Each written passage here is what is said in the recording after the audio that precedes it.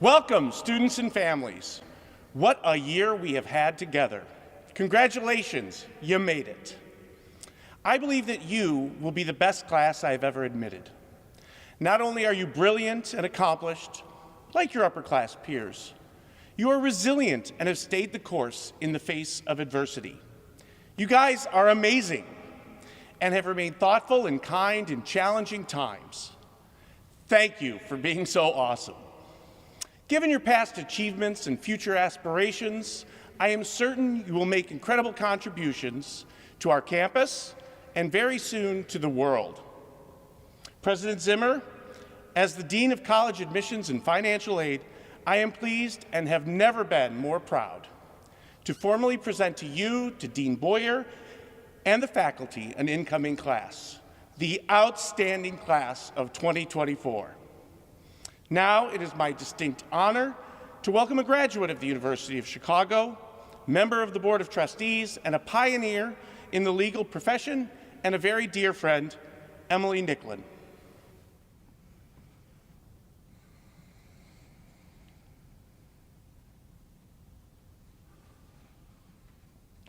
Thank you, Dean Nondorf, for that introduction. My name is Emily Nicklin, and I'm a graduate of both the college and the law school at the University of Chicago. I welcome you all, incoming students and families, to the greatest university in this galaxy or any galaxy near here.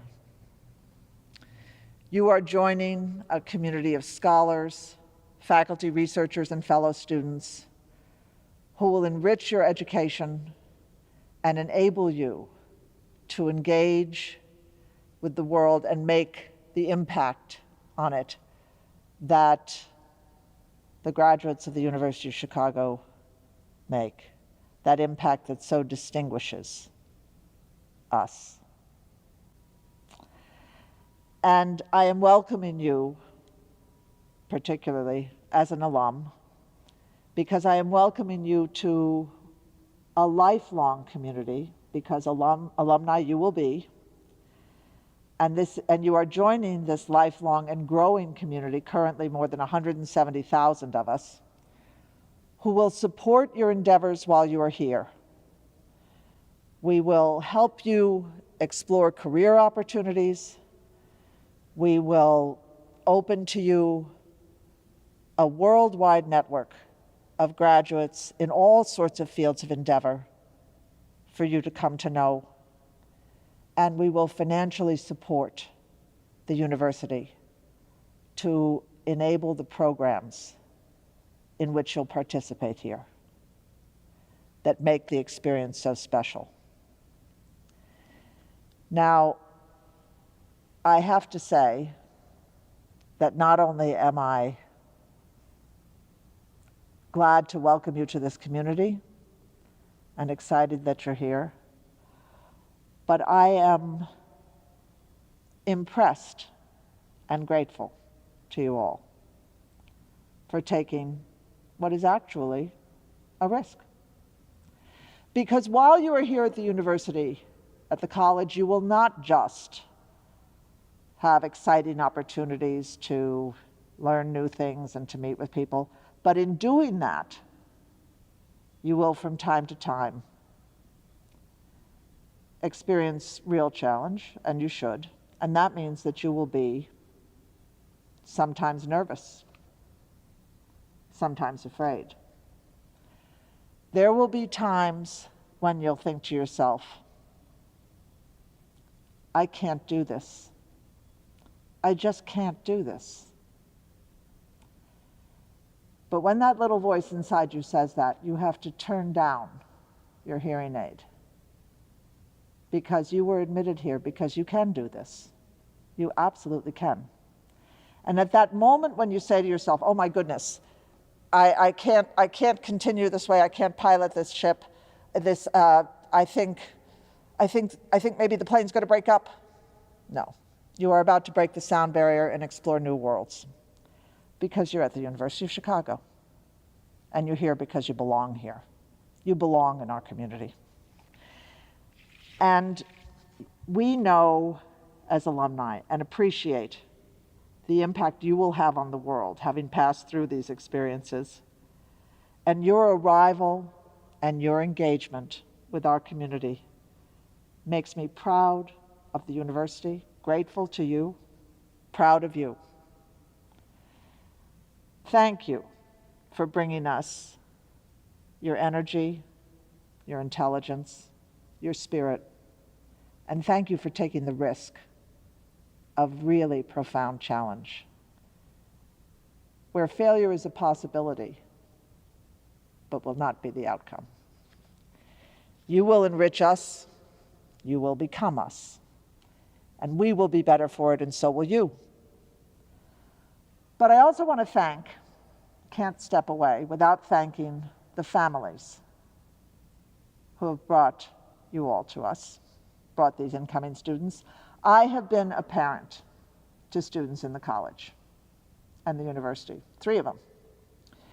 And I have seen how they grew, how their skills were enhanced, how they were transformed by the university.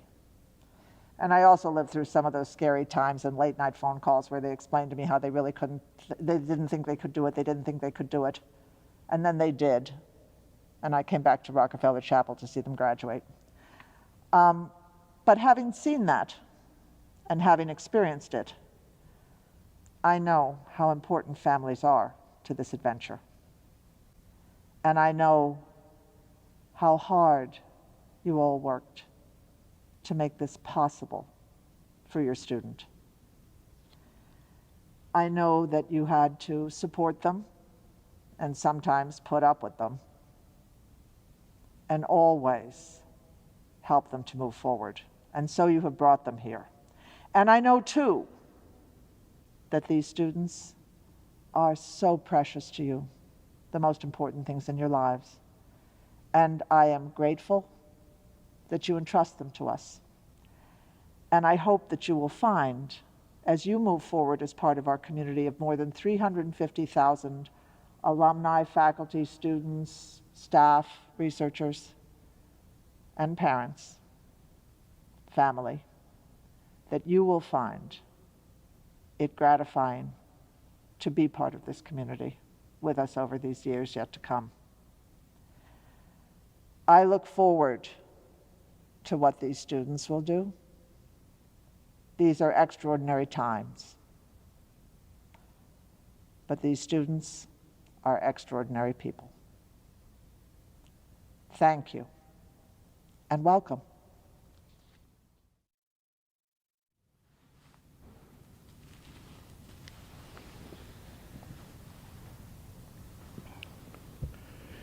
It is a great pleasure for me to welcome you, the University of Chicago College Class of 2024, and our new transfer students to the University of Chicago. And it is likewise a pleasure to welcome the parents and families of our new students who are watching via live stream from around the world, for you are also joining the university community. As we begin this academic year, we do so amid the challenges posed by the COVID-19 pandemic and the personal, social, and economic impact it has had on individuals and communities across the globe. This quarter will be a unique one in our history, with some of you attending classes in person and others doing so remotely, either in the United States or from abroad. I understand this may not be the college experience you imagined, and you will inevitably face challenges you had not anticipated. But I want to encourage you to take full advantage of the programs and activities that are available to you and engage with the life of the university as deeply as possible. Your participation will play an important role in the success of this quarter, both for the university and for you personally. In consultation with public health authorities and our own experts at University of Chicago Medicine, we have put a number of health and safety measures into place for the benefit of the university community and our neighbors on Chicago's South Side. As we continue to evaluate these measures against our evolving understanding of COVID-19 and the broader trends of the pandemic, your cooperation is vital. And I ask all of you to continue following the guidance of our health experts and to abide by the UChicago Health Pact. Now I want to talk about the unique nature of this university and the traditions and values that inform the work of our faculty, students, alumni, and staff, and sustain a vibrant intellectual life, culture, and community that extends well beyond the boundaries of the Hyde Park campus. The University of Chicago is a distinctive institution with a history of remarkable achievement and a particular view of and commitment to education and research. Most of us who have spent many years here believe there is no place more exciting, more challenging, or more enriching, and no university that plays a more important role in the history and landscape of American higher education, or indeed higher education worldwide. I would like to say a few words about why this is and what this will mean for your experience here as students in the college. And I would also like to say a few words about why we believe that you, who are about to enter the college, are just the right students to be here, and the important role that you will play in this community. The University of Chicago is an institution driven from its inception by an idea that one could create and continuously renew, a university focused on rigorous, intense inquiry and analysis.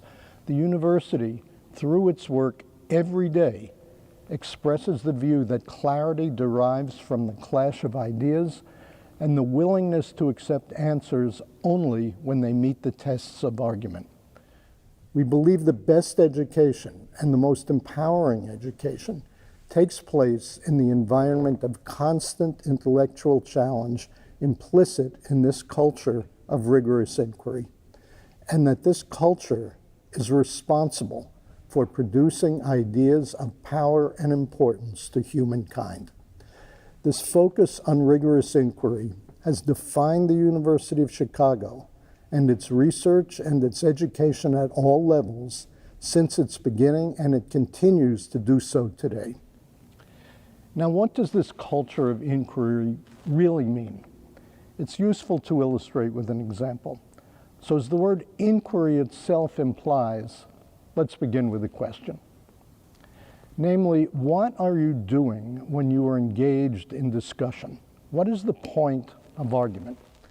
Now, if you're like many people, the purpose is to convince the other person that they have it all wrong and that you have it all right.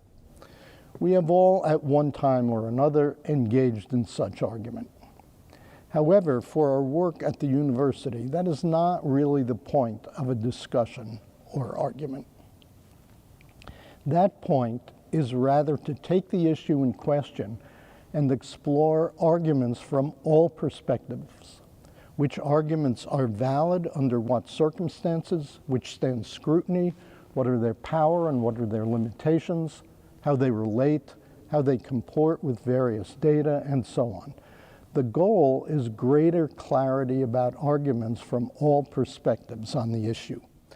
Embedded in this approach is the understanding that most often all arguments do not point in the same direction, and a given argument's power and limitations must be understood simultaneously. Problems are complex.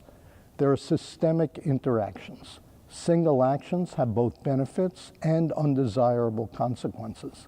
Seemingly simple assertions can have complex implications. Arguments apply with more power in some circumstances and are more limited in others. New data can always emerge and must be sought. The more one argues and discusses, the more data are brought to bear. Related questions are raised and analyzed, and perspectives incorporated in the analysis. Then the fabric of understanding becomes richer, and the approach to the problem becomes more nuanced. In our culture of inquiry, understanding becomes complex, expandable, and fluid rather than simple and rigid.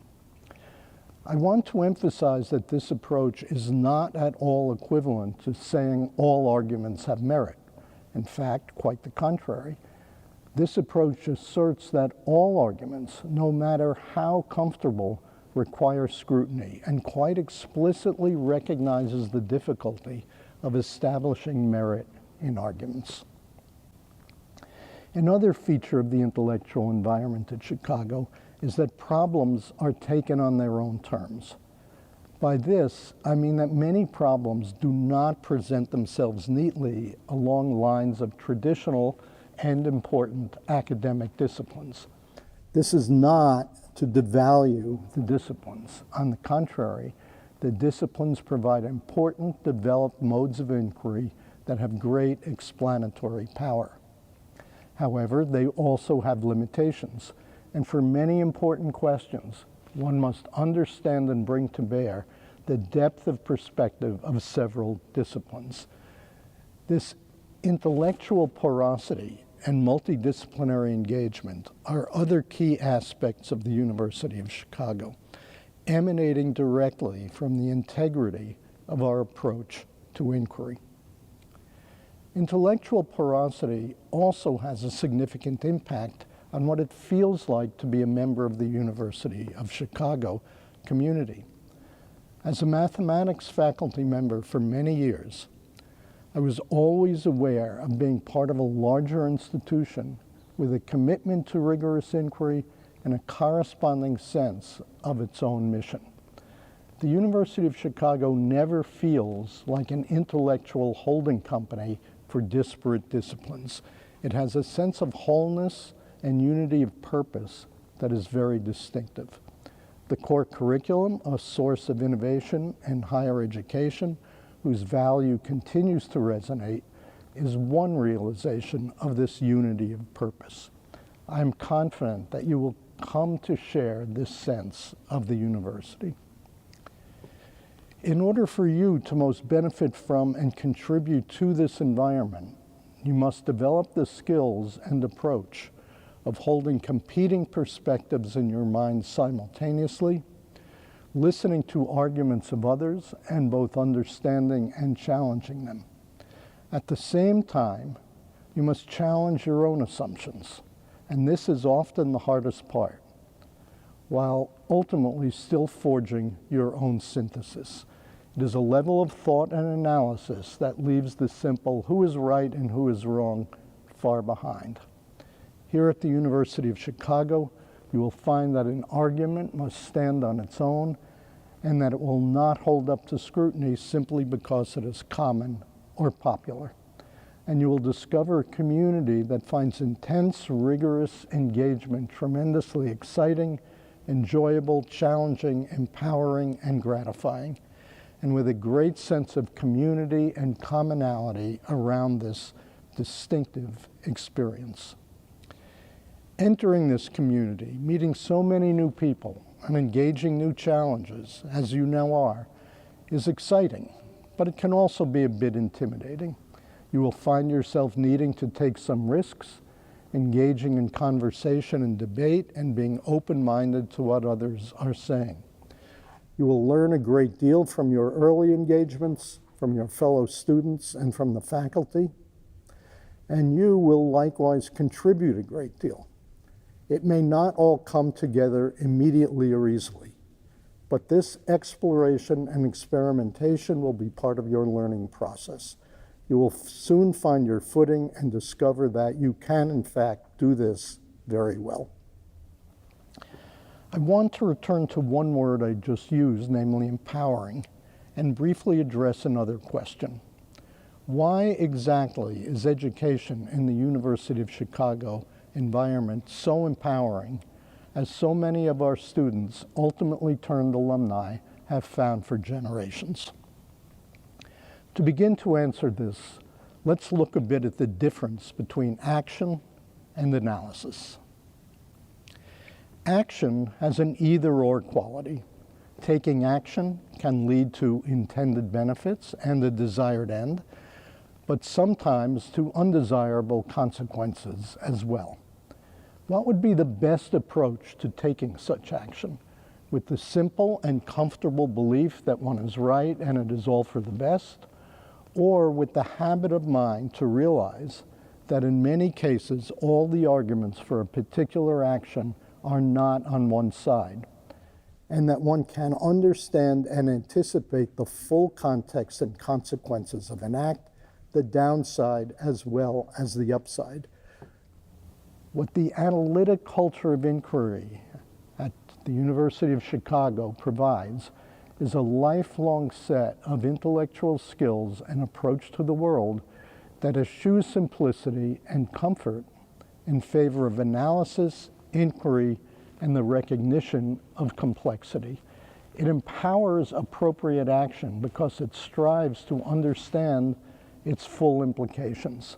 In fostering the habit of questioning, it simultaneously fosters imagination and creativity of action. It is this approach that has empowered so many of our students over the years and provided the environment for our faculty research. It is what has empowered our faculty and alumni to challenge conventional wisdom, define new disciplines, make imaginative and creative contributions to almost every domain of human endeavor, assume leadership positions throughout the world, and in fact, change the world. And it will do all this for you as well. Diversity has a very particular role at the University of Chicago. The nature of questions being asked and perspectives being expressed are often a function of the experiences and outlooks of those participating. Diversity for the University of Chicago is therefore particularly germane to our core mission. We must ensure that our scholarly and education community is comprised of a rich mix of individuals who, through their own distinctive viewpoints, contribute to the intellectually challenging culture of inquiry of the university. Our history reflects this openness. The university has, unlike many of our peer institutions, always been open to women as well as men. The first doctorate awarded by this institution was to a scholar from Japan. The first doctorate earned by a black woman in the United States was awarded in 1921 at the University of Chicago. We were among the first major non-historically black universities to tenure a black faculty member. Contributions by Asian American scholars in the 1920s were essential to the university's landmark research in sociology. At a time when other elite universities systematically discriminated against Jews, the University of Chicago refused to set quotas. We have long been a magnet for students from Mexico and South America. Our Odyssey and No Barriers programs and other financial aid programs are designed to ensure that we remain accessible and attractive to outstanding, talented students from low and moderate income families, and that these students have the capacity to take full advantage of their time at the University of Chicago. From our earliest days, we have been committed to deep and active engagement with scholars, students, and visitors from around the world. Our many international programs and our global centers and campuses in Delhi, Beijing, Hong Kong, London, and Paris create vital opportunities for learning, research, collaboration, and partnerships. International students and faculty have long been an important part of our community, and we welcome the enormous talent they bring and the distinctive perspectives and knowledge that their backgrounds bring to discourse at the university. We value immigration as a critical pipeline of talent and ideas essential to fulfilling our highest aspirations in research, education, and impact. and for the talent and energy that immigrants bring to this country. This commitment extends to those members of our community who may be undocumented or protected under the Deferred Action for Childhood Arrivals program. And accordingly, all DACA students receive the same treatment under these programs as domestic students. Throughout its history, the university has acted on the belief that the capacity to contribute was not limited to some specific groups, and very importantly, in addition, that the richness of the community directly contributed to the richness of the intellectual environment. We emphasize every day that we are unwavering in this commitment. Another key part of this history is the singular role the university has had in maintaining open inquiry, supporting free expression, and ensuring those in our community are free to express and to hear ideas, even if others find them uncomfortable or even objectionable. As it has been for over a century, the University of Chicago today remains the national leader among universities and colleges in articulating the importance of open inquiry and free expression to the quality of education. The intellectual challenge intrinsic to the most empowering education for you and for every student at the university demands an environment of free expression and open discourse. As a member of the University of Chicago community, it will be your responsibility to take part in and preserve this culture of openness and free expression. The university you are entering has been built by many persons over more than a century. Every generation and thousands of individuals have made contributions to its strength, culture, achievements, and vitality. Each of us at the university today, faculty, students, administrators, and staff, are the beneficiaries of those who came before us, who gave to the university through their work, their commitment, their financial contributions, and their advocacy. It is this legacy that we all inherit together, and it is this legacy on which we will all build together. You will contribute to this legacy through your own work in the college. When you reassemble in 4 years' time to celebrate the completion of your studies at Senior Class Day, and through your continued engagement with the university after you graduate. You are becoming part of the continuum of the history of this institution. So this is something about the university. Now, what about you, our students entering the college this fall? You join us from all over the world with a wide variety of backgrounds, interests, and ambitions. But most importantly, you have convinced us that you are exactly the right students who can most contribute to and most benefit from the culture I have described. You have convinced us by the work you have done, the presentation you have made of your abilities, interests, and outlook, the recommendations of those who know you, and your demonstrated commitment, that you will be wonderful and full members of the University of Chicago community and all that entails. It is for all these reasons that the University of Chicago and all it represents has chosen to invest in you.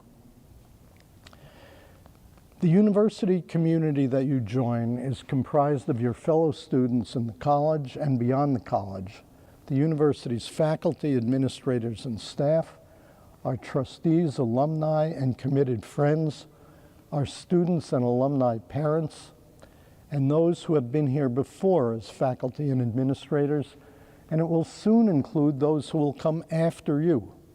It is a community of enormous energy, excitement, challenge, and enjoyment in ongoing mutual learning. While you are, of course, focused on the next 4 years, you are entering a community that you will be part of for many years to come. Before closing, I want to say a few words to the parents who have joined us today. Having been through this myself 3 times, I know that sending one's children off to college is not a simple act. It is exciting, but also anxiety-provoking, especially in the current environment. It is an act of significant financial commitment. It is also an act of trust. Trust in your children that they will take advantage of the extraordinary opportunities that college affords them. Trust in yourselves that you have done your job to this point as parents and can watch and hopefully enjoy your children's growth in this next phase of life. And of course, trust in the institution that they attend. You are entrusting us with the education of your children, now our students. And I know that for most of you, there is nothing more important. And likewise for us at the University of Chicago, there is nothing more important. So to new students and parents alike, welcome to the University of Chicago.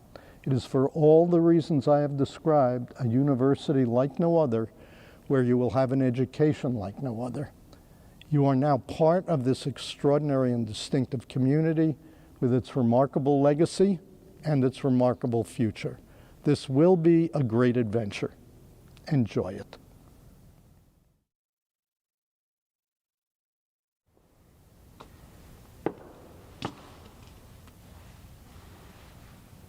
My name is John Boyer. On behalf of my colleagues, I want to welcome you, the class of 2024, to the University of Chicago.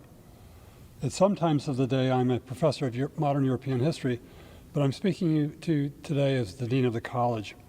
And I'd like to speak to you about this college and about the university, about the world in which we find ourselves, and about the city to which you've come to live. You're starting college at a very special university, a university which is a distinguished privately endowed institution, but which also claims and acknowledges public responsibilities, not the least of which is to afford young men and women of ambition the opportunity to enrich by love of learning their own lives and the lives of others. Colleges play a powerful role in American life. They not only seek to understand and explain our past, but they also anticipate our future, both because they audaciously claim to be able to educate young people to take possession of that future, and because they have a unique power and a responsibility to frame the ways we think about what all of us, young, middle-aged, and old, want that future to be. You've chosen to join our college with the goal of advancing your intellectual and personal self-development. Higher education in our context means both the acquisition of knowledge and training in the ways in which true knowledge is acquired and used. And this dual task of intellectual empowerment and personal development, in a word, the task of liberal education, is not only the concern of our college, but it does claim, it's not the only concern of our college, but it does claim our primary attention because it conveys our need to worry not only about the technical means of learning, but also about the cultural and social consequences of knowledge, because it says much about the multiple roles and robust tolerance to which all members of the collegiate community are called, and because, above all, it suggests the immense hopes and aspirations with which, for better or worse, we have endowed our college and thus ourselves.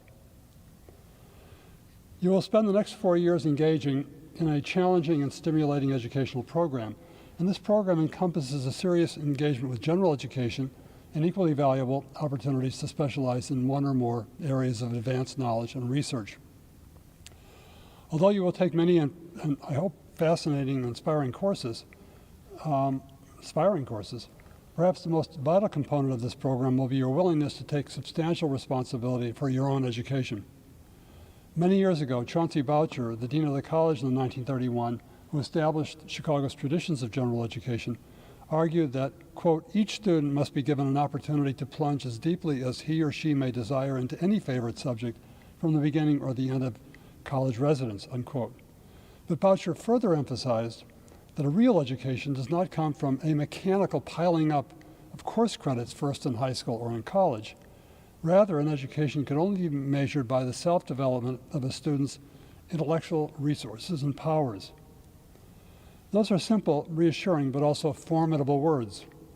For Boucher was not talking only about the university's resources and powers, although you as a student at a liberal arts college at the center of a great research university will have access to those vast resources, and you can use them every day for the next 4 years. Boucher was also talking about an education that expanded and enriched your resources and powers.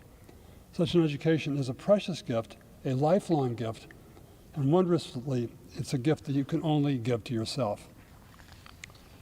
To educate yourself at Chicago will take much zeal and enthusiasm and patience, but the payoffs are considerable.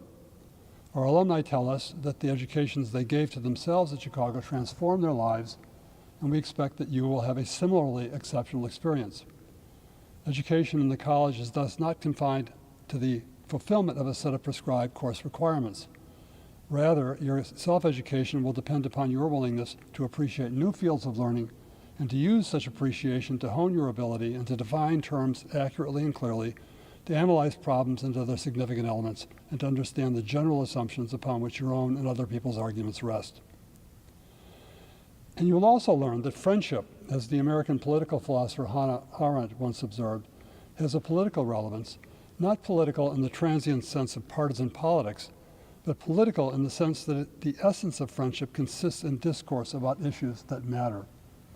So, in welcoming you as young scholars, I also welcome you as mutually supporting and mutually respecting friends. And I'm confident that in getting to know each other and sharing your hopes and fears, your life experiences, your funny stories, and above all, your ideas with each other, you will come to constitute a true community of friendship.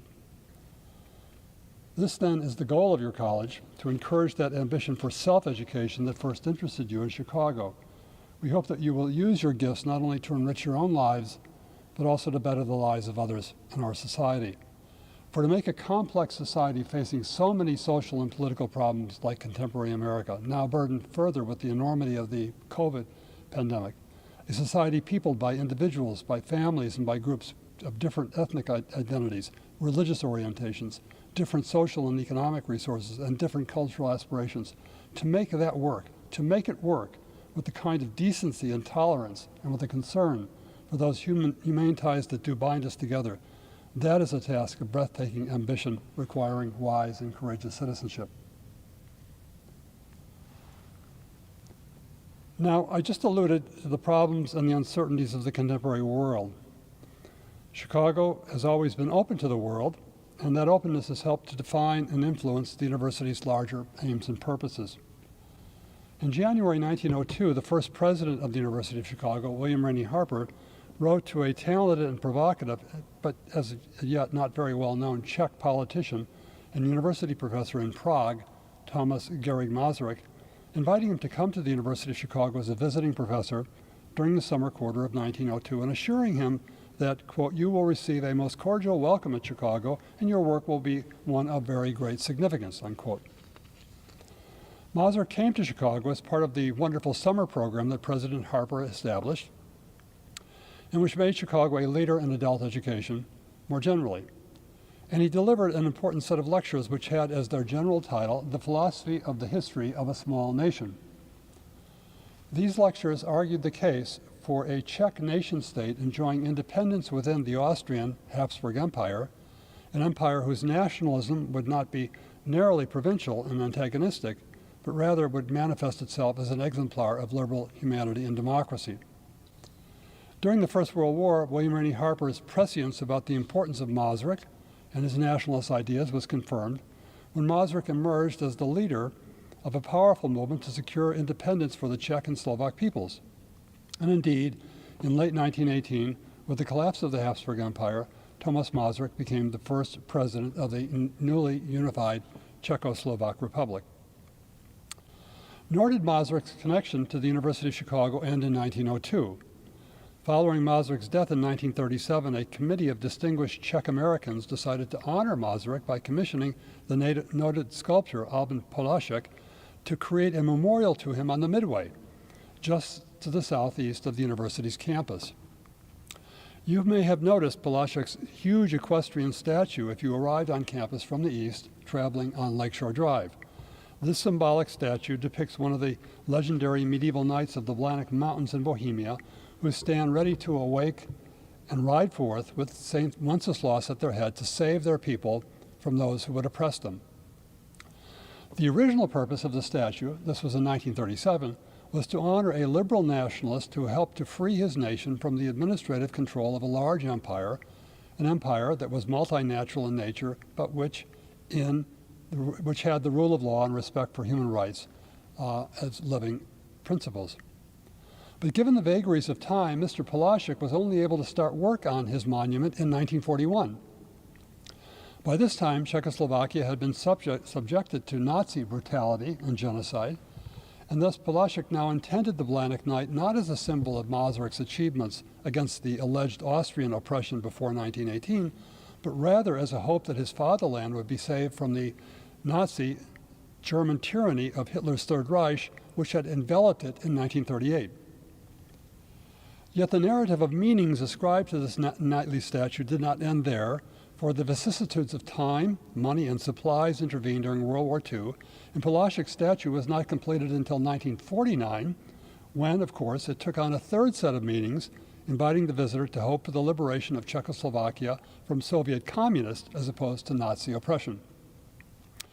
Hence, we have one very big statue dominating the eastern end of the Midway, infused with three different world historical meanings and three competing identities: the emancipation of a nation-state from a gentle imperial rule of the Habsburgs, its subjection to brutal Nazi tyranny, and finally its coercive suffering under Stalinist oppression. This congealing of memories is particularly instructive for our current world, since historical memory is rarely singular and more often plural, cautioning us about the remarkable elasticity that often lies just under the surface of rigid cultural identities. Now, Polaschek's invocation of Masaryk as a huge bohemian knight is charming, but it's also very misleading. For although Thomas Masaryk was a Czech, or actually a Slovak, by birth, rather than being oppressed by the Habsburgs, Masaryk profited handsomely from the world of multi-ethnic cultural enlightenment that constituted late imperial Vienna. Indeed, Masaryk received most of his formal education in Vienna, the capital of the old Austro-Hungarian monarchy. He served there with distinction as a deputy in the Austrian parliament, where he earned his spurs in the art and science of public politics, and it was at the University of Vienna, one of Europe's most important research universities and a powerful exemplary influence on our own university, where Masaryk studied classical and modern philosophy and the several social sciences, and where he began to formulate the intellectual agenda that enabled him to argue for the national independence of his people. Nor is the medieval motif quite right, for Masaryk was in fact a classical 19th century rationalist and liberal. He believed in progress and in the perfectibility of man and in the coming age of scientific reason. His speeches are replete with references to German idealism, Goethe, Kant, Hegel, and even Marx. And he had an affinity for those mid-19th century minds, Comte, Mill, Darwin, and Spencer, who saw the future of mankind in evolutionary, in positivist, and in utilitarian terms. And yet, in his political philosophy, Masaryk was a classicist in spite of himself, for he believed that both men and women must understand and act upon their lives as belonging to a political community, and that such communities depend upon elites for their moral governance. Perhaps it is not too surprising that Masaryk's first published book was a study of the essence of the human soul and the works of Plato. Try as he might, he could not escape the allure of the university professor as philosopher king. Now, Masaryk's world has constituted our world, for the ideas of nationalism and national emancipation, seen as ideal types, for which he so eloquently argued, shaped the division of Europe following the First World War, and they continue to inform the aspirations and hopes, as well as fears and resentments of European and non-European peoples alike. And yet, ironically, in spite of his honored deeds and his glorious words, we know today how fragile Thomas Masaryk's accomplishment proved to be, for the very republic that Masaryk constructed, using liberalism and humanitarianism as justifications for his nationalism, was not only subverted twice from without, first by the Nazis and then by the Stalinists, but it was also subverted from within by the very principles of nationalism to which Masaryk gave such powerful expression. That is, as of January 1st, 1993, the Czechoslovak state no longer existed, having divided itself into the Czech and Slovak halves.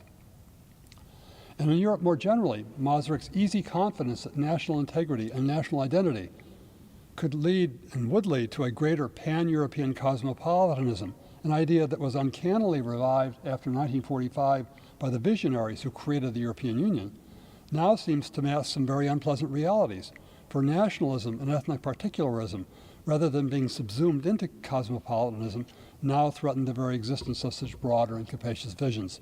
Witness, for example, the force of Brexit, that has sundered the ties of Great Britain to the European continent, and witness the enormous fears of immigration across Europe and America that have given rise to such ferocious new forms of populist politics. Now, I tell the story of Thomas Masaryk and the statue of the Knights of Blawnock Mountain on this great and wonderful day, neither to justify nor to condemn the classicism and nationalism and the idealism of the 19th century, because it will be of interest to you to know that many of the same authors who inspired Thomas Masaryk and his fellow lawgivers are also readings in our famous core courses. Nowadays, the teaching of general education, whether at Chicago or at any other American university with a coherent curriculum, is itself a very controversial subject. Some see it as an attempt to impose the values of one culture or reality set of cultures on other peoples. Others see it as a kind of fascinating exercise in antiquarianism with little relevance to today's postmodern societies. It is our policy at Chicago that students must select a world civilization course as part of the core and study it in depth. But we do not require any single course of all students, and thus no one has to study European Civ at Chicago. Indeed, we value East Asian and South Asian, African, American, that is to say US, Latin American, and Islamic civilizations absolutely on par with Europe as relevant and attractive areas of study, and we offer courses in all of these areas. It is one of the luxuries of a college that stands at the center of a major research university that we can do this, and we are extremely proud to be able to do it. I simply mention our European Civilization course in the context of my invocation of Thomas Masaryk to remind you that the study of the so-called great books has its own history, and that one cannot understand the history of the 19th century or the troubled consequences of the 19th century's decisions for our time without understanding the historic worlds of faith and of reason that so inspired Masaryk's time. You might want to keep that proposition in mind the next time you pass that huge horse and that big medieval knight sitting at the end of the midway. The study of European civilization, or any world civilization for that matter, does not aim to provide students with morsels of Western or non-Western culture. It does seek to raise a complex set of questions about the nature of time and of change and about the intended and unintended consequences of human action. It also emphasizes how open-ended and contingent the processes of history are, and how great is our challenge in seeking to confront our future, just as the men and the women trained in the 19th century research university, staffed by professors like Thomas Masaryk, tried to confront theirs. Masaryk and his fellow nationalists had their classics, their great books, and they sought to use their critical capacities to master their times for the betterment of humankind. You will have your classics, and equally important, you will have domains of new knowledge unknown to the 19th century, and you too will be challenged to use that knowledge and your critical abilities to defend and improve our own civil society. Will you and we do better than our 19th century predecessors in reconciling liberty and equality? I certainly hope so. Now, having gone from this university to another, the European world, whence many of the institutional structures and traditions of all the major American research universities originated, let me return to our local context, the city of Chicago. In joining the University of Chicago, you become a citizen of the city of the same name. Chicago is neither Prague nor Vienna, and it is hard to imagine a statue of a large horse and a knight sitting in front of our seat of government. Yet surprisingly, we do have a very large and imposing statue in the center of our government district, the famous Picasso. If you are unfamiliar with Chicago's central city, you will surely want to venture downtown at some point and inspect this magnificent public sculpture on Daley Plaza. Now, I've always felt that Chicago's Picasso has one very distinct advantage over the university's statue of the Knights of Blawnock, and that is that there is almost no agreement over what it is. I personally think that it represents the image of a woman, but others have just as seriously claimed that it is a bird, a cow sticking out its tongue, a flying nun, a Viking ship, or Picasso's Afghan dog.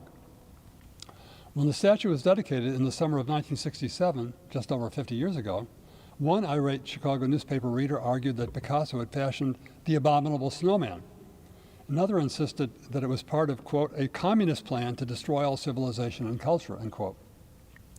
Not to be outdone, John J. Holland, who was at that time a Chicago alderman and who was the lone Republican in the city council, offered a resolution ordering that the statue, which Holland called 5 stories of boilerplate, that the statue be deported back to Paris, France, and be replaced with a statue of Ernie Banks of the Chicago Cubs instead.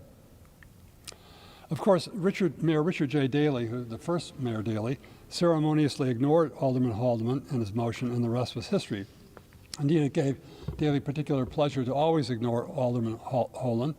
Such may be the fate of lone Republicans in this bastion of democracy with a capital D. Still, as a native son of the city, I can think of no more salient or apt characteristic of Chicago than that our city fathers would have had the boldness and the bravado to construct a huge and wonderful statue, a sculpture in the middle of our city, and then to encourage and indeed to celebrate the many divergent speculations about what this new symbol of our city actually stood for. I doubt if the good liberal burghers of 19th century Prague and Vienna would have had that same brash self-confidence. My larger point is, of course, that this is a wonderful but often an astonishing city. Frank Lloyd Wright once exclaimed that Chicago is the national capital of the essentially American spirit, by which Wright meant that this city was new enough, big enough, brash enough, and vital enough to create a new culture worthy of a great new nation.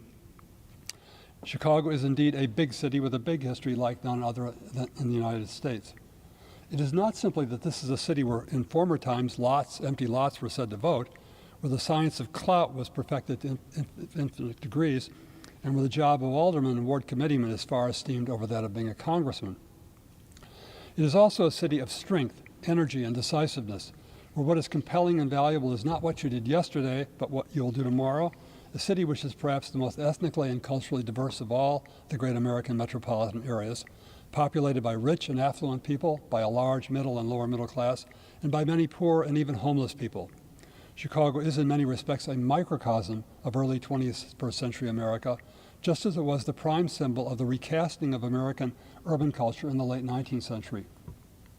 William Cronin has aptly called Chicago nature's metropolis, referring to its protean expansion in the course of the last century, when the city's gargantuan growth quickly made it the capital not only of the Middle West, but also the dynamic master of much of the American West.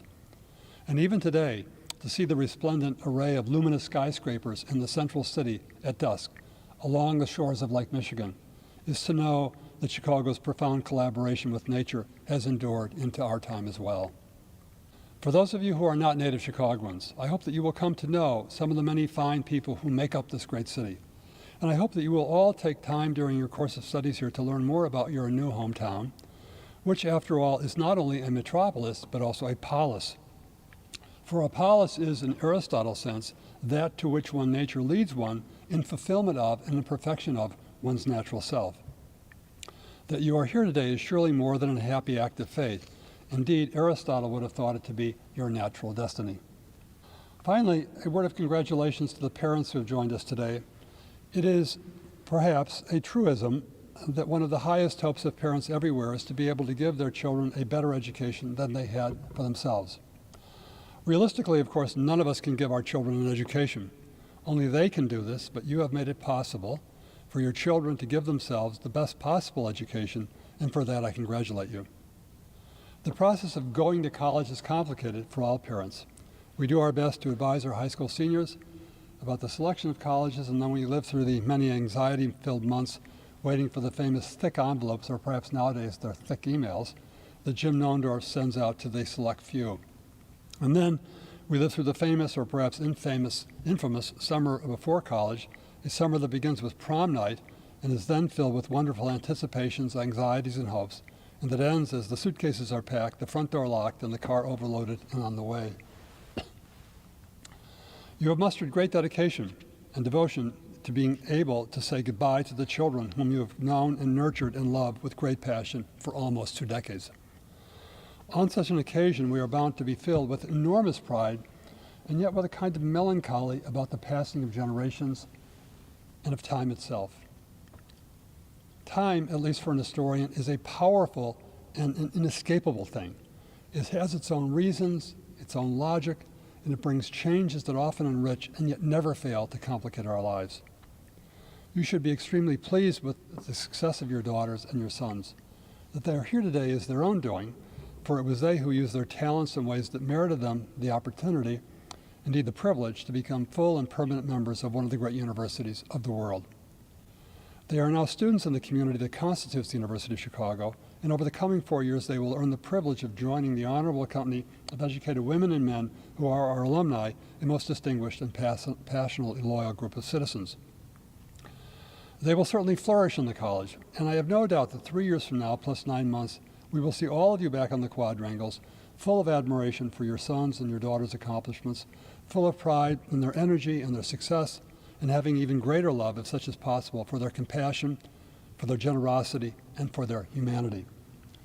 But they would not be here today without your help, without your encouragement, without your financial sacrifices, and above all, without your love. And so I am sure that I speak for all of our students, as I speak for myself and for my faculty colleagues, in telling you that we are enormously grateful for your conviction that higher education matters and that it is extremely valuable to the lives of our children and even more to the life of our nation.